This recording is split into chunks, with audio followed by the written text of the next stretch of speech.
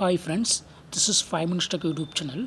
Here is Samsung Galaxy A23 smartphone.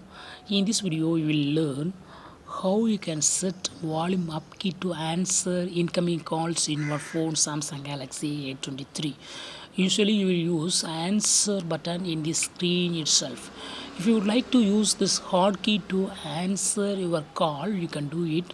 What you have to do is just go to call button first and go to these three vertical dots and click on settings here and select answering and ending calls. Here you go to turn on this button, press volume up to answer calls. Now if you receive any call, just you can press this volume up to attend the call. See here, now I make a call from another number.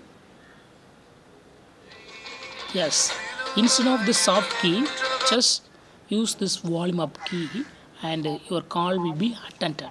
So in this way you can easily set volume up to answer all incoming calls in your phone Samsung Galaxy A23. That's all friends, thanks for watching, bye.